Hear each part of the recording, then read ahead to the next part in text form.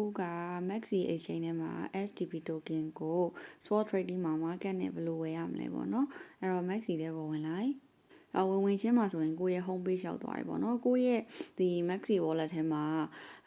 ဒေါ်လာဘယ်လောက်ရှိလဲဆိုတာသိချင်ရင်ညာဘက်အောက်က wallet ထဲကိုဝင်လိုက်လို့ရှိရင်ဒီမှာဒါဟိုနေ့က STP တွေကနေထုတ်ပြထားတဲ့ USDT 10 ဒေါ်လာရှိရပေါ့နော်အဲ့နေ့က limit buy order နဲ့ STP token ကို order တင်ပြထားရပေါ့နော်အခုထိတော့မဝယ်သေးဘူးအဲ့တော့အဲ့နေ့ကတင်ခဲ့တဲ့ order ပြန်ကြည့်မယ်ဆိုရင်ဒီ trade ထဲကိုသွားလိုက်trade ထဲသွားလိုက်လို့ရှိရင်ဒီမှာ open order ဆိုပြီးတော့ရှိနေသေးရပေါ့နော်2ရက်လောက်ရှိပြီ 0.0065 နဲ့ဝယ်ဖို့အတွက် order တင်ထားတာပေါ့နော် limit နဲ့ဝယ်ဖို့တင်ထားတာအဲ့ဒါတော့မရောက်သေးဘူးရောက်ရင်တော့သူ auto ဝယ်သွားမှာပေါ့နော်အဲ့တော့ဒီနေရာမှာကိုကဒီ order ကိုအချိန်မီ cancel ပြန်လုပ်လို့ရတယ်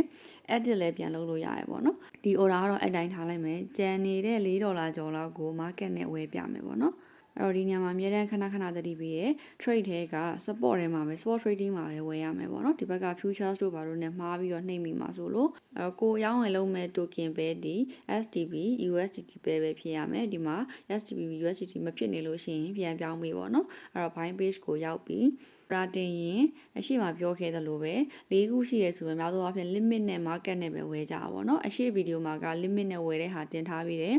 limit နဲ့ကကြတော့ကိုလိုချင်တဲ့ဈေးကိုစိတ်ရှည်နဲ့စောင့်ဝယ်တာ order တင်ထားပြီးရင်ပြစ်ထားလို့ရတယ်အဲ့ဒီဈေးရောက်လို့ရှိရင် order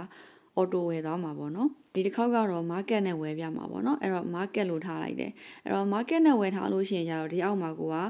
ဈေးရေးစရာမလို market price လို့တန်းပေါ်တယ်ဆိုလိုတာကဒီဘက်ညာဘက်မှာပြနေတဲ့အခုလက်ဖြစ်နေတဲ့ STP token ရဲ့ဈေးကိုအချိန်နဲ့တပြေးညီပြောင်းနေရပေါ့နော်အဲ့တော့ကိုဝယ်တဲ့ခလုတ်ကိုနှိပ်လိုက်တဲ့အချိန်မှာရှိတဲ့ဈေးနဲ့သူကဝယ်သွားမှာပေါ့နော်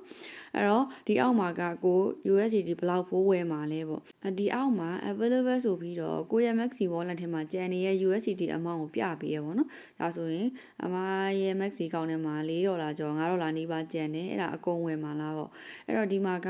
amount နဲ့ total နှစ်ခုတွေ့လိမ့်မယ်အခုက total နားမှာရောက်နေတာဒါက USDT နဲ့ပြတာအဲ့တော့ကိုကဒီဘားလေးကိုဆွဲလိုက်လို့ရှိရင်ဒါရှိသမျှ USDT အကုန်ဖိုးဝယ်မှာပေါ့နော်အဲ့တော့ဒီအရှိမကျတော့သူက amount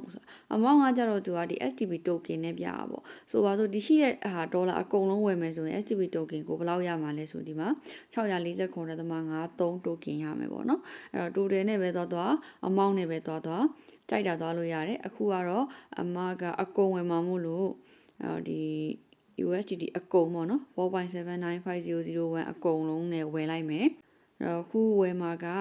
market order နဲ့ market price နဲ့အခုလက်ရှိတောက်လျှောက်ပေါက်နေတဲ့ပေါက်ဈေးတိုင်းကွက်တီဝယ်မှာ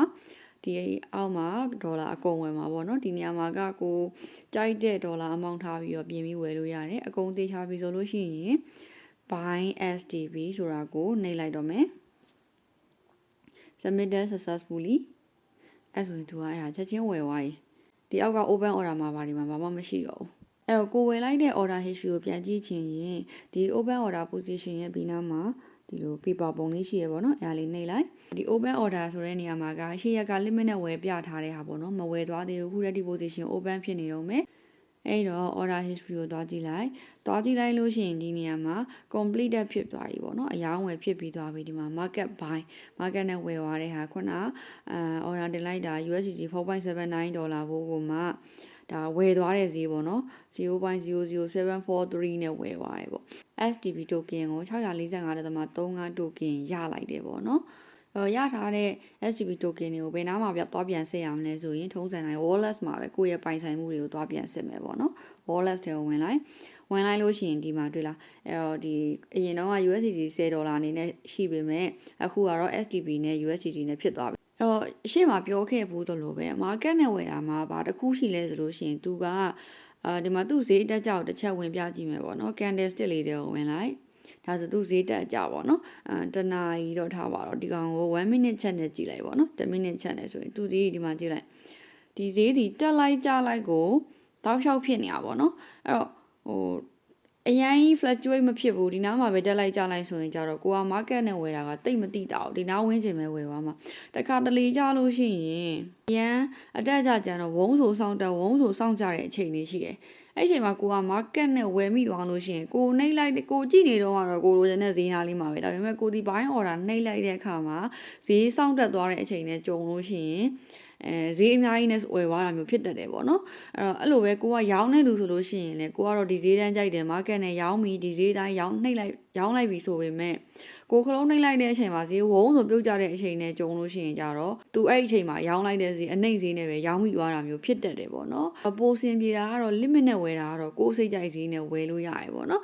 အဲ့ဒီဈေးတန်းမြောင်မချင်းဆောင်ရတာလေးတစ်ခုပဲဒီမှာဆိုရင်ဒါဟိုနေ့တွေကတင်ထားရပါပေါ့နော်တော်သူကြိုင်ဝယ်သွားလိမ့်မယ်အဲ့တော့ထားလိုက်ပြီပေါ့ကျန်တာတော့ကိုယ့်သဘောပါ market နဲ့ပဲဝယ်